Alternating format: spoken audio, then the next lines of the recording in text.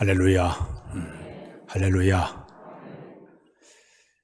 우리 하나님께서는 우리 그리스도인들에게 여러 가지의 특권을 우리에게 선물로 주셨습니다. 첫 번째는 우리들이 하나님의 자녀가 되는 것은 엄청난 특권입니다. 성경 말씀에 요한복음 1장 12절에 영접하는 자, 그 이름을 믿는 자들에게는 하나님의 자녀가 되는 권세를 주었다 그랬습니다. 이 하나님의 자녀는 엄청난 특권인 줄로 믿습니다. 이것을 우리에게 선물로 주셨어요. 두 번째는 이 세상을 사는 동안에 믿음으로 세상을 이기는 특권을 우리에게 선물로 주었습니다. 요한복음 16장의 33절에 보게 되면 너희가 세상에서 환난을 당하나 담대하라, 내가 세상을 이겨노라 그랬습니다. 이미 우리 예수님은 십자가를 통해서 죄와 사망의 모든 것을 다 이겨냈어요. 예수 이름만 의지하고 나가기만 당당히 승리하게 될 줄로 믿습니다. 이 엄청난 특권을 하나님께서 우리에게 선물로 주셨습니다. 세 번째 하나님께서 우리에게 준 특권이 또 하나 있다고 하면은 날마다 이 구원의 확신을 갖고 살아가도록 우리의 마음을 이끌어주는 이런 특권을 우리에게 선물로 주었습니다. 요한복음 6장 40절에 보게 되면 진실로 진실로 너희에게 이르노니 믿는 자에게는 영생을 가졌다 그랬습니다. 이미 우리는 영원한 생명이 있는 줄로 믿습니다. 예수님 때문에 우리는 구원받았기 때문에 이 확신을 가지고 우리로 살아도록 우리 하나님께서 우리에게 선물로 허락해 주었습니다. 그런데 마지막에 또 하나님이 우리에게 준 특권이 하나가 있어. 따라서 할까요? 기도하는 특권. 이 기도하는 특권은 엄청난 특권이에요. 성경 말씀 요한복음 16장 24절에 보게 되면 지금까지는 너희가 내 이름으로 아무것도 구하지 않았으나 구하라, 그러면 받으리니 너의 기쁨이 충만하리라 그랬어요. 저 세상에 안 믿는 사람들은 감히 하나님께 못 나가요. 그러나 우리들은 하나님 앞에 내가 예수 그리스도의 이름의 권세를 가지고 감히 주 앞에 나갈 수 있는 특권, 하나님이 준 놀라운 특권인 줄로 믿습니다. 기도는 뭡니까? 하나님과 내가 영적으로 만나는 시간이에요. 죄인된 우리가 온 우주 만물을 창조하신 그 하나님 앞에 감히 나가서 우리 하나님을 만날 수 있는 것, 이건 엄청난 특권이에요. 저 우리나라의 대통령 저 같은 사람은 안 만나줘요. 한번 만나려면 복잡해요. 그런데 우리 하나님은 언제든지 내가 주 앞에 예수 이름을 의지하고 나가기만 하면 우리를 만나줄 줄로 믿습니다. 이게 엄청난 특권이에요. 또 기도는 뭐냐? 내가 하나님과 영적으로 대화하는 시간이에요. 죄인된 우리가 감히 입을 열어 거룩하신 하나님 앞에 나가서 입을 열어서 내가 하나님과 이 대화하는 시간이 바로 기도의 시간이에요. 하나님 앞에 나와서 내가 감히 하나님 앞에 주여, 아버지, 하나님 다 부를 수 있는 것, 그리고 내가 대화하는 것, 이게 바로 기도한 사람이 주신 놀라운 특권이라고 볼 수가 있습니다. 기도는 뭐냐? 내가 영적으로 하나님과 만나는 시간입니다. 나 같은 사람이 감히 하나님께 나가서 영적으로 하나님과 진정으로 만나 뵙고 그 하나님과 교제하는 시간이 바로 기도의 시간이라고 볼 수가 있습니다. 기도는 하나님과 나와 사귀는 시간이에요. 출애굽기 33장 11절에 보게 되면 이 사람 모세는 그렇지 아니하니 사람이 그 친구와 이야기함 같이 여호와께서는 모세와 대면하여 말하였느니라 그랬습니다. 우리 하나님께서 모세와 늘 얼굴 같이 이렇게 대면해서 서로 대화를 나눴다고 그래요. 그 친구와 이야기하는 것처럼 서로 이 사귀는 시간이 바로 기도하는 사람들에게 나타난 영적 교제의 시간이라고 볼 수가 있습니다. 특별히 기독교는 기도교라고 얘기하고 있습니다. 왜냐하면 기독교 역사를 쭉 보게 되면 하나님은 항상 기도하는 사람을 통해서 역사를 이끌어 오셨어요. 기도한다는 자체는 자기를 비우는 시간이기 때문에 자기가 항복하는 시간인데 자기의 뜻을 다 내려놓고 이젠 주의 뜻을 따르겠습니다. 말씀대로 행하겠습니다. 순종하고 복종하는 사람을 즐겨 사용했던 분이 바로 우리 하나님이세요. 기도하면 사람들은 자기 자신을 다 내려놓고 겸손한 마음이기 때문에, 순종의 사람이기 때문에 하나님 그 사람을 통해서 역사를 끌어오셨어요. 이스라엘 민족의 지도자 모세를 보게 되면 그는 정말 기도의 사람이었습니다. 신명기 34장 10절에 보게 되면 그 후에 이스라엘의 모세와 같은 선지자가 일어나지 못하였나니, 우리 다 같이 읽어봐요. 시작. 그 후에는 이스라엘의 모세와 같은 선지자가 일어나지 못하였으니 모세는 여호와께서 대면하여 아시던 자요. 늘 하나님께서 모세와 대면 만나가지고 얼굴을 마주대하고 계속적으로 대화했다는 얘기입니다. 모세가 40년 동안 이스라엘 민족을 이끌고 가면서 얼마나 힘들었겠습니까? 백성들이 200만 명인데 목이 곧은 백성들이에요. 포악한 백성들이었어요. 원망하고 불평하고 심지어는 모세를 돌로 죽이려고 했던 사람들이 그들의 모습이었습니다. 그때마다 모세는 어떻게 하냐? 하나님 앞에 나가서 그때마다 꿇어 앉아 기도하는 거예요. 하나님, 저들을 어떻게 합니까? 저 목이 곧은 백성을 어떻게 내가 이끌어 가겠습니까? 저를 도와주세요. 이 문제 해결해 주세요. 끊임없이 가서 하나님께 대화로 이야기했어요.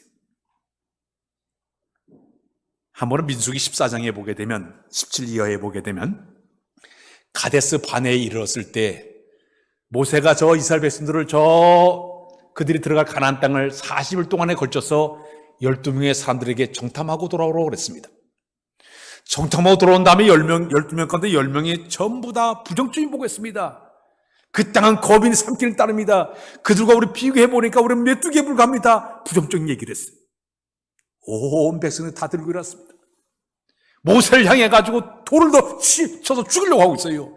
차라리 우리 새로운 지도를 세워가지고 저 애굽으로 다시 돌아가자. 야단법석을 합니다.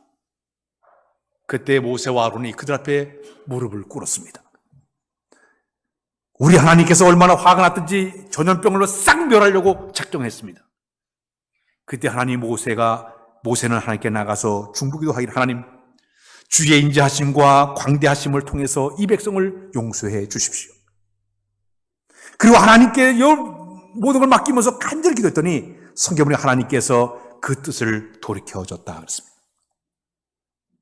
백성의 문제를 끌어안고 하나님께 나가서 간절히 상의하는 거예요. 이 문제 해결해 달라고 뜻을 돌이켜달라고 기도하니까 하나님께서 모세의 그 기도를 들으시고 뜻을 돌이켰다고 얘기하고 있습니다. 여기 15장에 보게 되면 이스라엘 백성들이 애굽을 탈출한 지 3일이 되었는데 물이 없는 거예요. 200만 명이 물을 먹으려고 하니까 이 물이 없다 보니까 고민에 빠지고 말았습니다. 샘물을 발견했어요. 물을 먹으니까 물이 썩어가지고 도저히 그 물을 먹을 수가 없는 거예요.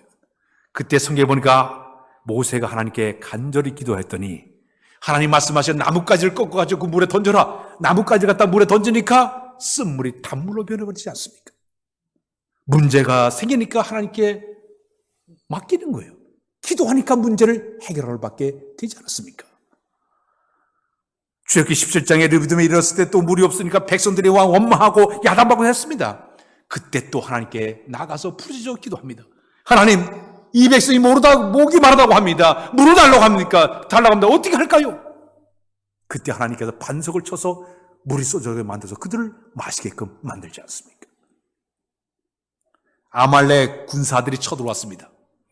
그때 모세는 젊은 지도자 여호수아를 가서 전쟁 치러 다 내보내고 자기 높은 산에 올라가서 손을 높이 들고 하나님께 기도하지 않습니까? 모세의 기도를 들은 하나님께서 그 전쟁에 승리하도록 만들어 준 줄로 믿습니다. 온 백성을 이끌어가는 지도자 이 모세는 철저하게 하나님과 대면하고 기도했던 사람이었어요. 오늘 이 본문을 쓴 다윗 같은 경우도 기도의 사람이었습니다.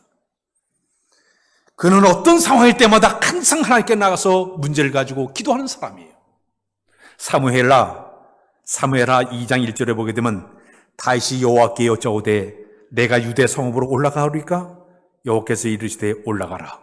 다시 또 다윗이 기도하여 이르되 어디로 가오리까? 이르시되 히브론으로 가라.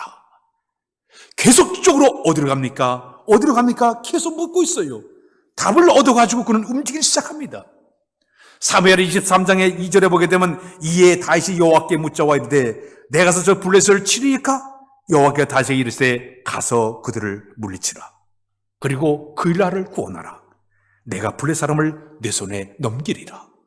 응답받고 나가서 전쟁을 치르니까 백정백승 사람이 바로 다윗의 모습이었습니다.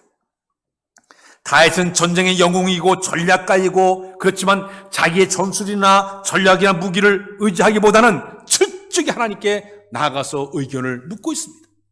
뜻을 묻고 있습니다. 그 다음에 나가서 전쟁을 하니까 항상 전쟁에 하나님께 함께 하심으로 그 전쟁에 승리하도록 만들어 준 줄로 믿습니다.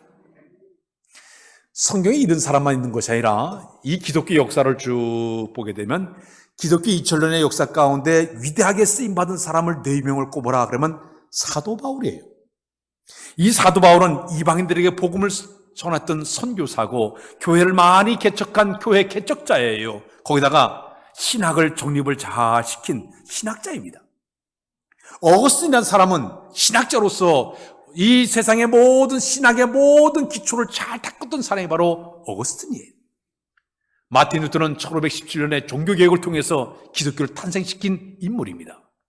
네 번째 인물은 영국을 영적 대각성을 일으켜가지고 영적 분위기였던 유명한 요한 웨슬리라는 목사님이 계십니다. 그런데 이 4명들을 다 보게 되면 그들은 모두가 다 기도의 사람들이었어요. 사도 바울은 데살로니가서 5장 10절에 보니까 이렇게 얘기해서 쉬지 말고 기도하라 그랬습니다. 에베소서 6장에 보면 성령 안에서 무시로 기도하라. 끊임없이 그분도 기도를 강조하고 있습니다. 어거스틴은 기도 생활로 날마다 경건을 쌓았기 때문에 그 위대한 신학을 갖다 그가 만들어내게 되었습니다. 마틴 루터가 종교개혁하기 전에 먼저 하루에 제일 먼저 3시간, 4시간씩 씨름하면서 기도하면서 종교개혁을 준비하지 않았습니까? 요한 웨슬레가 영국 나라의 종교개혁을 일으키기 전에 영적 대각성을 일으키기 전에 옥스퍼드대에서 홀리클럽을 만들어서 15년 동안 20명의 유수한 학생들이 모여서 매일매일 6시, 7시까지 기도를 하고 성경을 읽으면서 경건운동을 쌓았기 때문에 그들이 영적 부흥운동인데 커다란 쓰임받은 사람이 바로 그들의 모습이었습니다. 교회 역사 흐름 가운데 하나님은 성경을 잘하는 신학 박사를 들어쓰기보다는 늘 하나님과 영적으로 관계줄이 연결된 기도하는 사람을 통해서 일하신 분이 바로 우리 하나님이세요.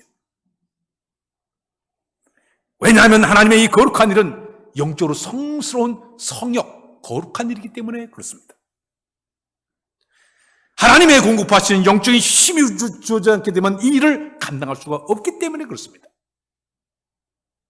베드로전서 4장 11절에 보면 누가 봉사하려고 하면 하나님이 공급하시는 힘으로 하라 그랬습니다. 우리 하나님의 거룩한 일을 하는 것은 인간의 모든 지식, 경험, 실제 모든 걸 다 동원해서 할 수도 있어요. 그러나 하나님의 거룩한 일은 영적인 일이기 때문에 영적인 힘이 공급돼야 그 일을 잘 감당해야 될 줄로 믿습니다. 오늘 제가 마이크를 지금 쓰고 있습니다.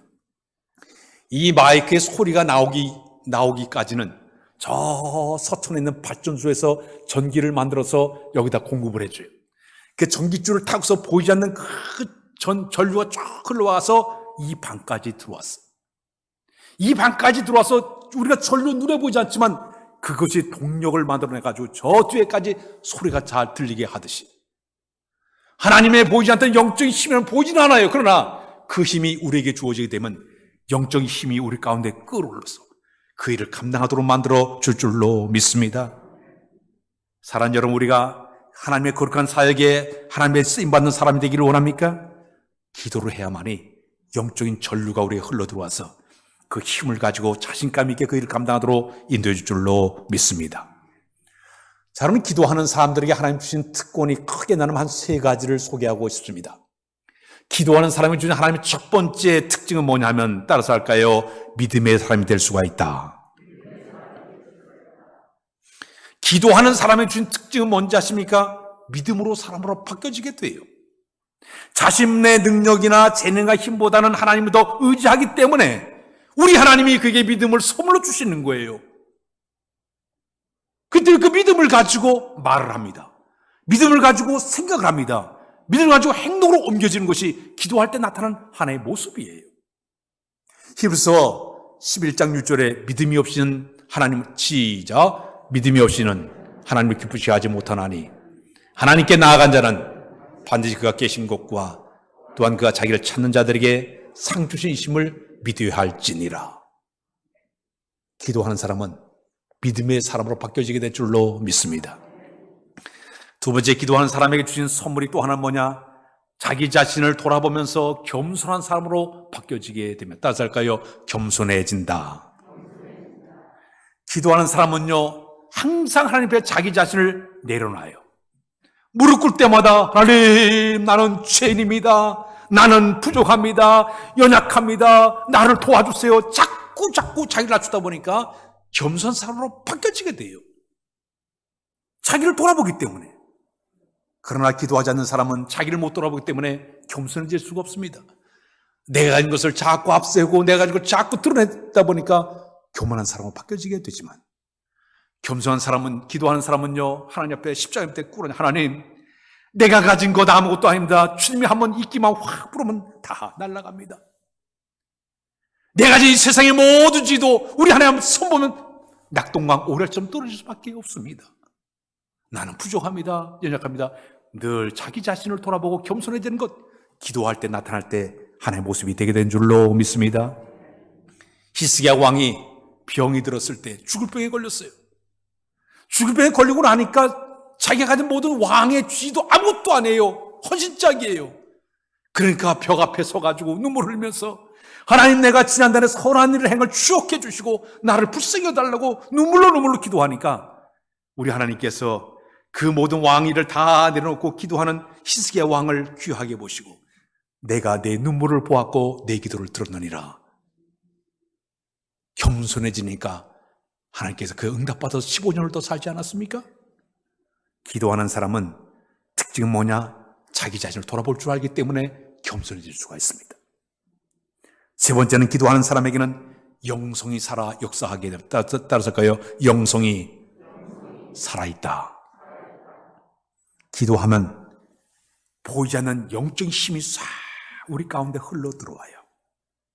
영성이 흘러 들어와서 우리의 심령을 그 성령께서 확 휘감아 주다 보니까 나도 모르는 가운데 말을 하는 모습도 영적인 말을 하게 됩니다. 그리고 행동하는 것도 영적인 모습으로 행동하게 됩니다. 생각 자체가 영적인 사람으로 바뀌어지게 되는 거예요. 심지어 표정도요, 영적인 사람으로 바뀌어지게 됩니다. 스데반 집사가 복음 전하다 끌려가지 않았습니까? 공회 앞에 끌려가서 그 많은 종교 지지자들, 사내대 현들 모임 앞에 끌려가서도 전혀 까딱하지 않았습니다. 당당하게 서서 그들 앞에 말씀을 선포하지 않습니까? 폭도들이 그를 향해 돌을 치워 죽이려고 해도 전혀 눈 하나 깜짝 안 왔어요. 오히려 천사의 얼굴 하면서 광채가 나면서 말하지 않습니까? 그 안에 성령께서 역사하기 때문에 영성의 사람이 된 줄로 믿습니다. 그래서 이 기도가 우리 신앙생활에 엄청난 역할을 하고 있습니다. 미국이 세워진 지로 지금까지 40명이 넘는 대통령들이 지금 미국 나라를 끌어왔습니다. 그런데 미국을 끌어온 40명이 넘는 대통령 가운데 그 중에 가장 미국에서 존경받는 대통령을 꼽으라. 그럼 에이브라함 링컨 대통령이에요. 그는 1865년도에 노예 해방을 통해서 당시 흑인들 400명을 갖다 노예 해방을 시켜주었고, 그리고 남과 북을 통일시켜서 큰 업적을 남겼던 그런 대통령이 바로 이 에이브라함 링컨 대통령이에요. 근데 에이브라함 링컨 대통령은 그의 그 업적을 남기고도 위대하지만은 그는 그의 신앙은 위대한 신앙을 가진 사람이에요. 그는 성경대로 사는 사람이에요. 백악관을 기도실로 만든 대통령이 바로 이 링컨 대통령이었습니다. 1863년 4월 20일에 노예제도를 폐지하기 위해서 전 국민들에게 금식 기도를 선포했습니다. 이 모든 문제를 해결하는 것은 기도밖에 없다. 국민들이 금식하면서 기도하게 되니까 그 위기 속에서 남과 북이 하나가 되는 이런 위기 상에서 그 어려움을 극복하도록 하나님께서 만들어 주었다고 그런 고백을 하고 있습니다. 남북 전쟁이 일어났을 때 그런 성경 말씀 잠언 21장 30절의 말씀을 꽉 붙잡았습니다. 지혜로도 명철로도 모략으로도 여호와를 당하지 못하니 나니 싸움 날을 위하여 마병을 예비하나 이김은 여호와께 있느니라. 아무리 사람들이 명철과 모략을 가지고 다 야단법석 해도 모든 이김은 여호와의 손에 있다고 그가 고백하지 않았습니까? 전쟁의 승리는 사람의 지혜나 군사의 힘이나 세상의 모든 첨단 무기가 아니라 하나님의 도우심이 있어야만이 가능하다고 그는 믿고 남북전쟁을 이루어 나갔습니다. 이라크 가운데 이런 얘기가 있습니다. 남북전쟁이 한참 일어나고 있는 그 시간에 치열하게 전쟁이 계속되고 있는 가운데 마치 그 백악관에 그 당시에 유명한 인기 배우 제임스 모독이라는 사람이 링컨 대통령을 찾아왔습니다. 서로 이제 저녁 식사를 한 다음에 전쟁에 대한 이야기를 여러 가지 얘기하다가 밤늦게 잠을 자게 되었습니다. 자, 그런데 이 모독이 배우가 백악관에서 잠을 자는데 그 백악관에서 멀지 않은 그 포성 소리가 빵빵 울리다 보니까 잠이 제대로 안 오는 거예요. 뒤척뒤척 새벽이 돼가지고 그가 이제 깨서 이렇게 보니까 멀리서 막 신음소리가 들리는 거예요. 그래서 그가 일어나가지고 신음소리를 따라가지고 가다 보니까 복도 깊숙한 곳에 대통령의 집무실 안에 링컨 대통령이 신음하면서 기도하는 모습을 보았습니다. 그는 부르짖기를, 사랑하는 아버지 하나님, 저는 부족한 사람입니다. 이 민족을 국리로 여기셔서 하루빨리 이 전쟁이 마무리되도록 인도해 주십시오. 그래서 이 나라가 빨리 통일된 나라를 일으켜 주시고 전쟁에서 죽어가는 이 젊은이들을 다 보호해달라고 간절히 기도하는 거예요. 대통령이 무릎 꿇고 겸손하게 부르짖는 그 울부짖는 기도, 카페트를 쥐어짜며 기도하는 그 모습을 보고 그때 그는 엄청난 감동을 받았다고 합니다. 그 후에 그는 링컨 대통령을 가장 존경하는 대통령이 되었고 그를 돕는 데에 앞장서서 가담했던 사람이 바로 이 모독이었다고 얘기하고 있습니다. 세상에 제 아무리 첨단 무기가 있고 군사력이 있다 하더라도 하나님을 의지하는 이 링컨의 모습을 귀하게 보신 하나님, 오늘도 마찬가지로 우리 삶 속을 살아가면서 우리 삶에 우리가 의지할 것 많아요. 세상의 모든 물질, 권세, 지위, 명예 많아요. 그러나 기도하는 사람은 하나님을 의지하기 때문에 하나님은 그의 편이 되게 될 줄로 믿습니다. 우리 한국교회에 복음이 들어온 지 지금 137년이 흘러가고 있습니다. 그동안 하나님께서 우리나라를 축복하셔서 아주 전 세계적으로 깜짝 놀랄 만큼 엄청나게 교회에 성장된 나라가 우리나라예요. 80년대 초에 어떤 일이 있었는가 하면 매일 6개 교회가 평균적으로 생겨났다고 그래요. 전 인구의 20%, 4명이 걸어가면 1명이 기독교 될 정도로 폭발적으로 한국교회가 부흥이 됐어요. 그 당시 신학교가 180개의 신학교가 세워졌고 이 신학생이 숫자가 수천 명이었습니다. 거기다가 당시 선교사가 1600명을 갖다가 파송을 시켰습니다. 해외에 나가서 선교하는 데에 막 뛰어나갔습니다. 그러다가 이제 지금 2000년이 되면서부터 현재는 교회 수가 한 6만 개 교회를 가지고 있습니다. 신학교는 한 300개 정도의 신학교가 있고 그리고 신학생만 한 1만 명의 신학생이 지금 생겨났고 선교사가 이제 1600명, 이제 2만 명의 선교사가 나가서 열심히 전 세계적으로 복음을 전해서 우리나라가 전 세계적으로 선교 국가로서 1위 국가가 미국이고 두 번째가 우리나라예요. 상당히 이렇게 신앙적으로 부흥한 나라가 우리나라입니다. 인구 숫자로 볼 때 한국교회 성장은 대단한 성장을 이룬 것이 바로 우리 한국교회 성장이라고 볼 수가 있습니다. 그런데 이 한국교회가 이 부흥한 원인이 무엇인가, 원동력이 무엇인가를 다 조사를 해봤어요.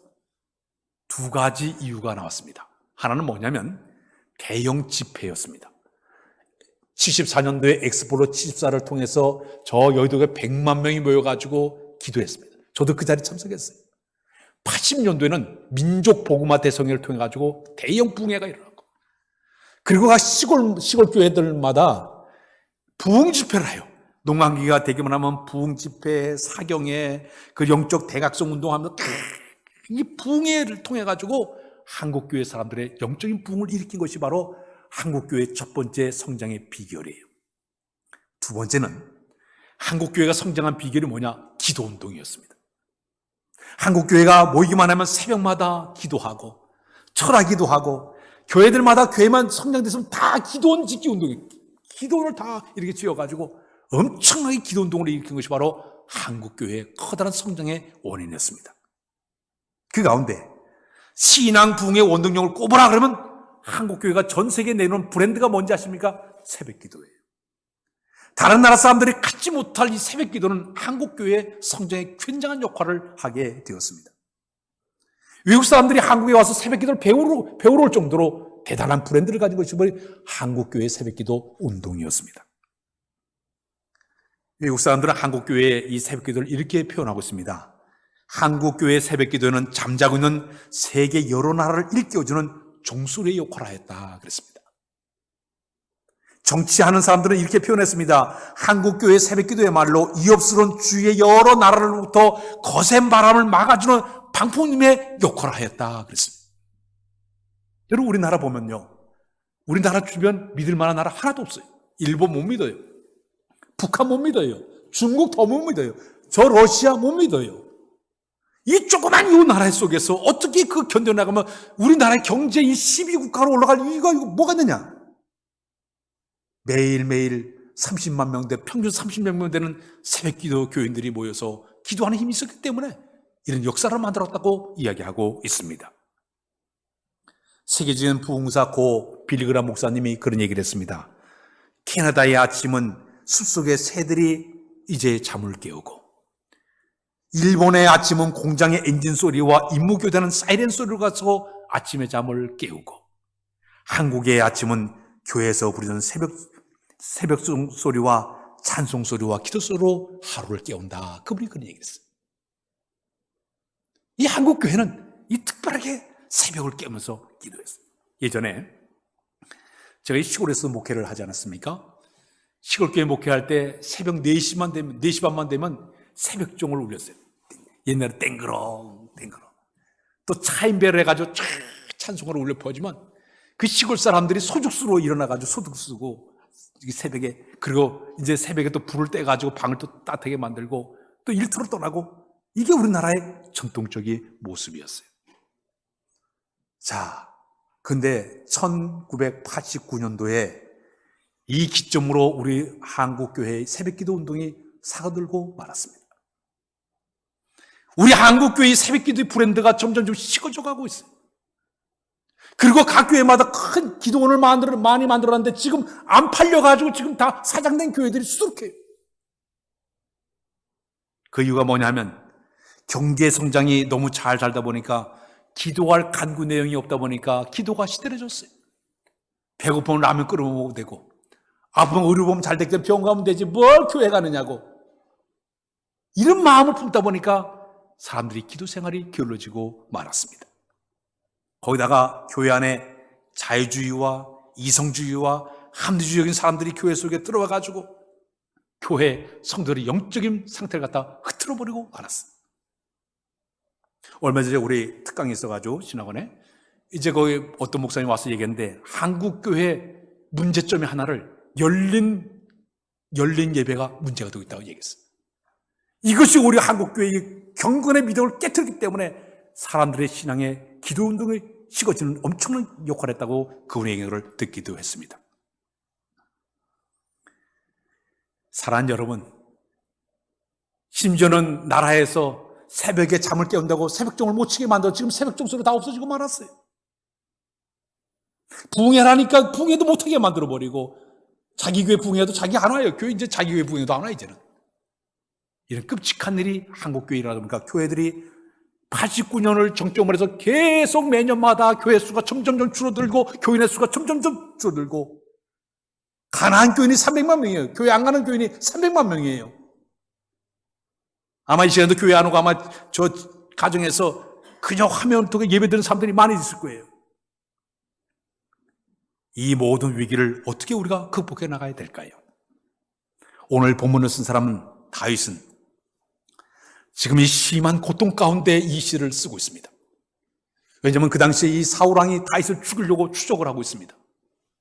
다윗은 자기 마음속에 이미 15살에 기름 부음을 받게 되고 전쟁 영웅이 되어 서서히 왕으로서 준비를 가지고 있는데, 백성들이 여기는 다윗을 갖다가 전쟁 영웅으로 인기가 끊임없이 올라가다 보니까 자기 장인 어른 이 사울왕이 다윗을 죽이려고 하게 됩니다. 죽이려고 쫓아다니다 보니까 다윗이 이곳저곳 피해 다니기 시작합니다. 엔데기 굴로, 아둘람 굴로, 저 불의 지점까지 숨겨다니면서 막 도망다니기 시작해요. 그가 굴에 숨어 있었을 때에 그 사울왕 통치에 억울한 일을 당한 사람들이 그에게 꾸역꾸역 모여오기를 시작했습니다. 빚쟁이들, 망명자들, 전쟁의 피해자들, 고아, 과부, 사제 버린다는 사람들이 쭉 모이니까 400명이 모여들었어요. 이 무리를 이끌고 그가 이제 도망다니기를 시작합니다. 자기가 이 현실 앞에 너무너무 힘들었어. 그때 그 하나님 앞에 기도하는 내용이 바로 이 시편 57편. 그들이 내 걸음을 막으려고 그물을 준비하였으니 내 영혼이 억울하도다. 그들이 내 앞에 웅덩이를 팠으나 자기들이 그 중에 빠져도다 쇠라.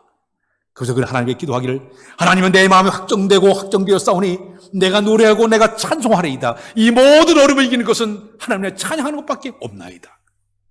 내 영광아 깰져다. 비파와 수궁아 깰져다. 내가 새벽을 깨우리로다.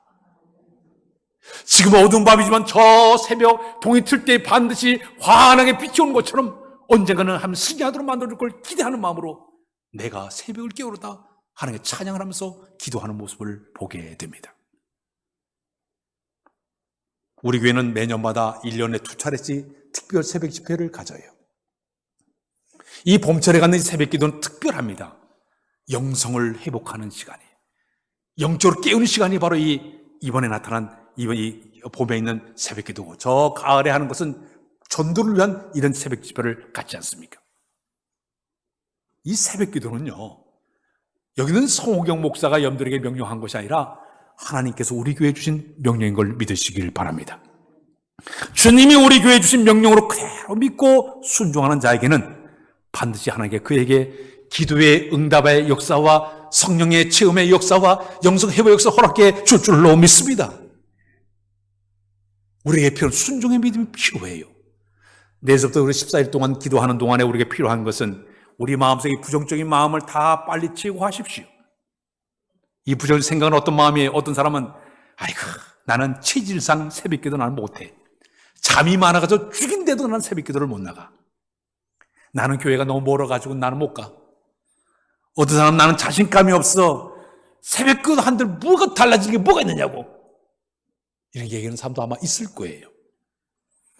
어떤 사람은 아이고 교회에서 뭐 의뢰죠 하는 거니까 빨리 시간만 흘러가면 괜찮아. 신경 쓸 필요 없어. 이 부정적인 생각이겠죠. 그리고 교회에 대해서 반강적인 태도를 가지고 이렇게 보는 사람들, 이거 무슨 질병이에요. 주님, 목사님 우리 교회 이런 프로그램을 얘기했지만 주의 명령을 내가 그대로 믿고 순종하겠습니다. 그런 사람이 새벽기도의 승리자로 만들어 줄 줄로 믿습니다. 이제 내일서부터 여러분들이 이 새벽기도가 시작이 되면 오늘서부터 시간을 조절하십시오. 육체적인 부담을 쫙 줄이기 위해서 잘 준비하고 이제 내가 새벽기도 가야 되겠다 그런 마음을 쫙 가지고, 제가 늘 얘기잖아요. 새벽에 못 일어나는 사람은 물을 그냥 한 컵을 탁 마시면 새벽에 정확하게 일어날 수 있으니까. 그리고 또 새벽기도 가려고 신발을 교회를 향해서 딱 놓고 가야 되겠다 말이에요. 자동차들을 교회 제일 잘 빠진 곳에 탁 해놓고 교회 가야겠다. 이 준비를 해야만 되는 거예요. 그래야만 새벽기도가 올 수 있게 되는 거예요. 우리에게 주어진 이 시간, 하나님께 주신 기회가 자주 있지도 않아요. 우리의 주어진 영적 기회를 잘 잡는 여러분들이 되어야 될 줄로 믿습니다. 제 아내가 새벽 예배 끝나면 이 건강을 위해 가지고 수영을 가요. 지난달에 늦게 가가지고 이게 한 달치를 못 끊었어요. 못 끊으니까 할 수 없이 뭐를 했는가, 사람들이 봄철이 되니까 확 밀려와가지고 이게 뭐 해가 배나 돈을 더 내야 돼. 할 수 없이 이게 돈 내고 다니면서 이렇게 다니고 있어요. 하나님께서 우리 교회를 향하신 명령을 내리시고 기회를 줬으면 기회를 꽉 붙잡고 영적 회복 역사를 경험한 여러분들이 되어야 될 줄로 믿습니다. 우리 옆 사람에게 얘기합시다. 내일 새벽에 만납시다. 말만 하지 말고 내일 새벽에 다 나오셔서 주님 만나고 여러분들 영적 회복한 여러분들 다 되시길 주님의 이름으로 부탁드립니다. 기도합니다. 하나님, 저희 교회를 향해서 이제 영성을 회복하는 좋은 시간을 허락해 준 것을 감사합니다. 기도로 재무장하기로 합니다. 영이 회복되고 소생하도록 도와주시고 영적으로 세임을 얻는 이런 시간 되도록 인도하여 주어서 주 앞에 귀하게 쓰임받는 만한 우리 모두로 삼아 인도하여 주옵소서. 예수 그리스도의 이름으로 기도하옵나이다. 아멘.